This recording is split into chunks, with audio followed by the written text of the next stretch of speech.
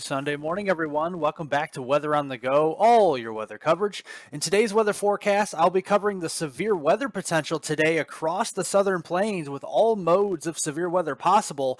Then our next big storm system will bring a blizzard and a severe weather outbreak early on this week, followed by a quiet weather pattern coming for the second week in April. We'll break down those details later on in this video. But if you guys are not yet subscribed to the YouTube channel, now is the time to subscribe down below so you don't miss out on all of my daily weather forecast updates each and every morning at 9 a.m. on this channel. I cover southern Canada, the United States, and the tropics during tropical weather season, so make sure you hit the subscribe button. And it's also important to hit the like button. The thumbs up button down below the video definitely helps to get this video out to as many people as possible here across YouTube, so I definitely appreciate all the new subscribers and all of the likes out there. But getting into the forecast, this goes all the way back to Friday. We've had a lot of tornado surveys going on across the Midwest and the Mid-South here, with 70 tornado reports officially. From Friday, 325 wind reports, 168 hail reports for 563 total severe weather reports with that tornado outbreak going back to Friday. But yesterday, we also had our fair share of severe weather with rare tornadoes up here in the mid-Atlantic. We had 2 tornado reports, 232 wind reports, 19 hail reports for a total of just shy of 300 total severe weather reports as we went through yesterday, all across the Northeast and the Mid-Atlantic, and even a few of those into the Southeast. But now we have the severe weather shifting back across the southern plains today. The Storm Prediction Center has hoisted a level 3 of 5, a enhanced risk for severe weather centered on the Dallas-Fort Worth Metroplex this afternoon and this evening, with a marginal and slight risk in the dark green and yellow surrounding that. That moves farther to the east across southern Arkansas, northern Louisiana, and to western parts of Mississippi. Looking at the individual hazards, there is the potential for 60 to 70 mile per hour winds across the Dallas-Fort Worth Metroplex, eastward toward Tyler, Texas, the Shreveport area. We also have a 5% shading for a few isolated tornadoes, again, for the Dallas-Fort Worth area, Tyler, Texas, and then maybe over there toward Killeen, Texas as well as we go through today. But the main threat is going to be damaging hail. This is a 15 to 30% area of hatched risk for hail, which means we could have 2-inch or larger type of hailstones across the Dallas-Fort Worth Metroplex, over here toward Wichita Falls, the Denton area, Sherman, Texas, Tyler, Texas, getting back down here toward the Killeen, Texas area later on today. And looking at the dynamics in the mid-levels of the atmosphere, why we're seeing the severe weather? Well, this morning we have a little bit of a energy piece moving across portions of southern New Mexico, moving into West Texas. By this afternoon, this will be interacting with areas into northwest Texas and then on up here toward the Red River. That will push east across the Arklatex into the deep south by Monday morning.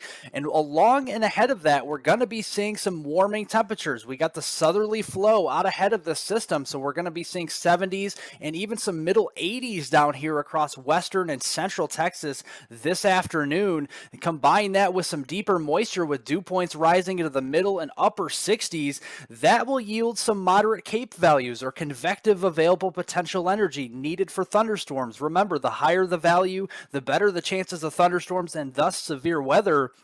And we have those 2,000 joules per kilogram energy levels not only across southern Oklahoma here, but into central and east Texas as well. And also, we have a little bit of a divot here in the trough. We have a little bit of a trough down across the southern plains, and that mid-level jet is definitely going to be there. So we got some moderate shear values, also a little bit of a low-level jet, enhancing some of that flow in the low levels, maybe a couple of spin-ups with this going on through later on tonight. So looking at this, timing it out through the noon time frame, all is quiet, maybe a couple sprinkles, maybe a thunderstorm or two down here, likely not severe at noon. But then by the time we get to mid-afternoon, peak heating, 3 o'clock, we're going to start to see scattered supercells developing from southern Oklahoma down here into northwest Texas near the Wichita Falls region, Fort Sill, Lawton, Oklahoma, and then farther south toward the Waco, Texas region.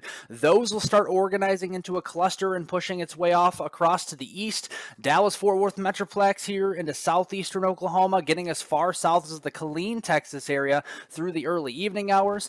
And looking at this, a closer inspection of the radar, I think areas north into portions of southeastern Oklahoma will see more elevated supercell potential potential with damaging hail potentially. But I think the areas farther south will have better boundary layer moisture with dew points in the 60s here. I think those will be the areas down toward the Dallas-Fort Worth Metroplex, over there toward Texarkana, maybe toward Tyler, Texas there. That's where we're going to definitely see more moisture, and tornadoes like moisture. So that is what we'll see by the early evening hours around 6 o'clock. So I think the more of the surface-based thunderstorms will be across the Texas side, and more elevated hail type of thunderstorms up across Oklahoma going through this evening. That will push farther to the east by 10 o'clock late this evening across the Arklatex, the Pine Bluff area up toward Little Rock, getting down toward Shreveport. The southernmost side of this MCS or cluster of thunderstorms will be providing the threat for severe weather. That will push off to the east by Monday morning at 6 o'clock and really fall apart. This will turn into more of a heavy rain event as it crosses through Mississippi, Alabama, and maybe just some general rain showers farther to the north across middle and western Tennessee. But it will be dropping some heavy rain. So will that cluster of storms originating across North Texas and driving its way east across the deep south, we're going to be seeing 1 to 2 inches of rainfall here from the Dallas-Fort Worth Metroplex eastward toward Tyler, Texas, Texarkana, the Shreveport area, and then maybe as far east as Jackson, Mississippi as we go through the Monday morning time frame. And this will yield the threat for flash flooding. We got that marginal to slight risk for flash flooding here from the Dallas-Fort Worth area through Shreveport there, southern Arkansas, getting into central Mississippi toward the Jackson, Mississippi area going through Monday morning.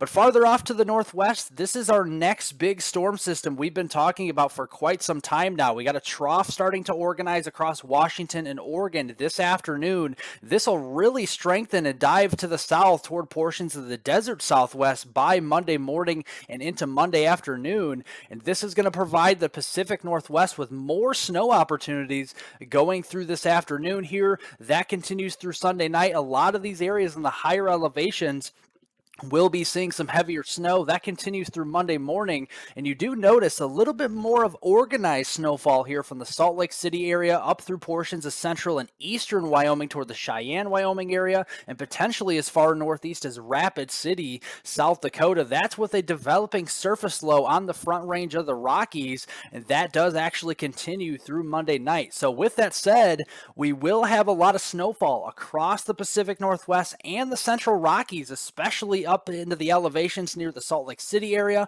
Cheyenne, Wyoming, much of southern Wyoming, going to see some very heavy snow through Tuesday morning. We're talking about 1 to as much as 2 feet of snow in some of these areas, and also some heavier snow up here into central Idaho with maybe up to a foot there in the higher elevations, and then western Washington State down through western Oregon. A couple of those areas could be seeing 1 to 2 feet of snow as you go up in elevation, say about 5,000-10,000 feet or so. But we are starting to see some travel impacts going through today into Monday morning. Those are more limited travel impacts across the Pacific Northwest, but especially as we see that organizing band of snowfall here with some higher snowfall rates across Utah, getting into Wyoming here, potentially as far east as the Panhandle of Nebraska, southwestern South Dakota will have more of those moderate to even at times major travel impacts. So definitely watch your travel out there going into early on this week on Monday into Tuesday if you are traveling across the Central Rockies. But as we go into Monday, we're really going to be warming things up here out ahead of that system across the southern plains and the Missouri Valley. We're all the way up to near 75 there in St. Louis. We're into the middle 80s in Oklahoma City at 83, and then near 90 down here toward the Dallas-Fort Worth Metroplex, and into the 90s down here across the Rio Grande Valley. So definitely a very warm go of it with that warm front surging north on Monday, and slowly but surely we'll start to see return moisture from the Gulf of Mexico all the way up to that warm front there across the Missouri River Valley and the Illinois River Valley as well on Monday. And a couple areas we're watching for at least low-end chances for severe weather. One of those areas up here into the Missouri River Valley, into the central Illinois vicinity here from Kansas City, getting into here to the Davenport Quad Cities and Peoria, Illinois. Another area down here across southeastern Oklahoma, and then the western side of the Dallas-Fort Worth Metroplex. And then the third area here across northeastern Mississippi into central Alabama here toward the Tupelo area, and then into Birmingham, Tuscaloosa. Some of those areas could be seeing just some low-end damaging winds up to 60 miles per hour and some quarter-size hail mainly going through Monday. But there is a caveat with the setup on Monday. There is a capping inversion at the surface surface. So a lot of these surface air parcels will not be able to rise and grow to very tall thunderstorms because there is a capping inversion, especially up here across the Missouri and Illinois River Valley on Monday. So you see that here reflected by the radar. By 1 o'clock Monday afternoon, we don't have much going on. We got some showers farther east across the southeast here into the western Carolinas, the Atlanta metro area. Those are just general thunderstorms. And then as we go through Monday evening, you don't see much happening here. Again, north of the warm front, we'll have some elevated thunderstorms up here across portions of eastern Iowa, northern Illinois, southern Wisconsin, into the Milwaukee area, Chicago, just north of Indianapolis. Those will be maybe producing some small hail at times, not that big of a deal. Going through Tuesday morning, again, you don't really see a lot of thunderstorm activity, and that is due to that capping inversion, that warm air aloft. You don't have a lot of those very tall clouds growing in the atmosphere because you're seeing the absence of the cooler air with that capping inversion. But it is going to be snowing up here. Make no mistake about it. The Rapid City area, back towards Cheyenne, Wyoming, western Nebraska, into western Colorado. We will be seeing our fair share of snow into that Tuesday morning commute at 6 a.m., so do be watching out for that. And especially talking about Tuesday. Now, this is our big day we've been watching. That surface cyclone or that low pressure system will be driving its way up from northeastern Colorado into the northern plains and upper Midwest with a strengthening trough. This will start to turn more negatively tilted, and by Wednesday this will be propagating up across the northern plains and the upper Great Lakes with that ridge farther off to the east. So what this will do with the ridge across the east and the trough in the west is, again, another temperature battle zone with the warm front surging up into the lower Midwest here. We could be in the middle 70s on Tuesday afternoon in Des Moines, Chicago there into the 60s, possibly 70 degrees, and even low 80s there in St. Louis, with more of a volatile situation with the environment there to the south. And we're going to be throwing in these dew points into the 60s as well. So a very unstable atmosphere starting to take shape on Tuesday with these very high energy levels reaching parts of Wisconsin, southeastern Minnesota, much of Iowa, Illinois, Missouri. A lot of these areas will see elevated CAPE values, or convective available potential energy, needed for thunderstorms and severe weather. And you can see that surging here with the yellows and reds, 2,000 to as much as 3,000 joules per kilogram locally across parts of these areas in the Midwest. And we have a strengthening trough and surface cyclone here. So we definitely have to watch this mid-level jet rounding the base of that trough, and a very impressive low-level jet as well. So the kinematics are there and the thermodynamics for this system, but there is another caveat here. So unlike the Friday system, we're going to have, again, a surface-based cap, a capping inversion with a shallow warm layer aloft, and that's going to prevent a lot of those tall cumulonimbus thunderstorm clouds to start growing, especially up along that warm front and much of the mid-south here. So that is going to prevent a lot of this from forming throughout the day. But nonetheless, the Storm Prediction Center has two enhanced risk areas in the orange here, a level 3 of 5 across portions in north central Illinois, southeastern Iowa, northern Missouri. This includes Chicago, Rockford, Illinois, down to Peoria, the Quad Cities, getting back here toward the Kansas City area, and then a secondary area of an enhanced risk 3 out of 5 down here across southern portions of Missouri, the Little Rock area, Jonesboro, back here toward Fort Smith, and to the Texarkana region just to the northeast of the Dallas-Fort Worth Metroplex. And we have a 15 to 30% or greater probability here of some significant severe weather with damaging winds, hail, and tornado, all significant across this hatched area here from the Midwest down into the Arklatex region. So that is something to concern ourselves about on Tuesday.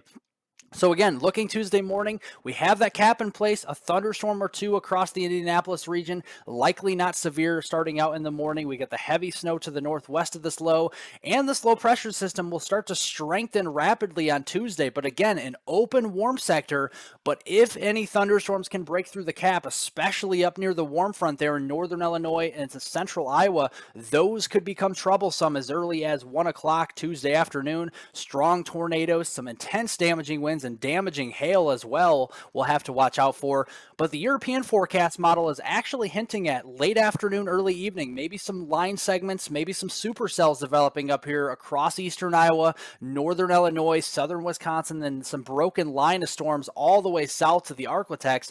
These could be the ones to produce some strong tornadoes, possibly even some damaging hail and intense hurricane force wind gusts. So we'll definitely have to watch that with all the energy and the wind shear in the environment. but we'll also see the snow on the northwest side here with some blizzard-like conditions across the Dakotas, northern Minnesota by Tuesday evening. That continues here through Wednesday morning. We got another line of storms developing back through the Des Moines area, maybe Rochester, Minnesota, all the way down through Kansas City, northeastern portions of Oklahoma near Tulsa there. That is with a cold front that will outrun the dry line and push farther to the east. That will propagate toward the Chicagoland area, St. Louis, down toward Little Rock, and even East Texas. Those could be severe even well after midnight, especially with the wind shear. Even though we have the instability lessening by then, the wind shear will be more than enough to compensate for the lack of energy out there. And even going into Wednesday, that cold front pushes farther to the east, 70s and 80s, even some 90s down here into Florida, South Georgia, with those temperatures and a deep reservoir of moisture from the Gulf of Mexico, dew points in the 60s all the way up here into Michigan and portions of the Toronto area, and that will provide us with at least some weak to moderate instability here, not as strong as on Tuesday, but still enough to compensate for severe weather.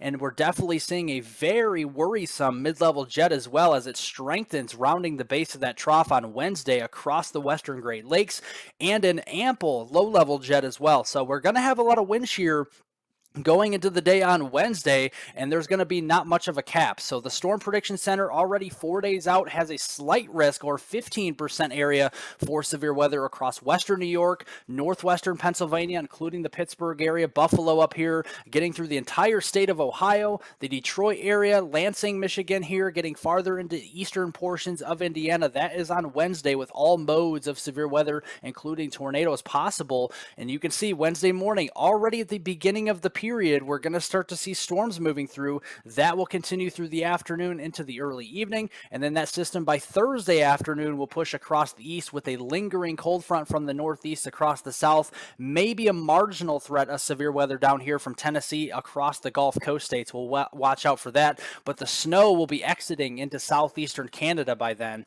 And speaking of the snow, we have winter storm watches across portions of northern Minnesota, much of the Dakotas, getting into northwestern Nebraska here and back into Wyoming, even some winter storm warnings into southern Wyoming as well, as we're gearing up for over a foot of snow going through the middle of this upcoming week. A lot of these areas, Rapid City up there toward Fargo, Bismarck, we're definitely going to be seeing 12 to as much as 18 inches of snow going through the early and middle portion of this week.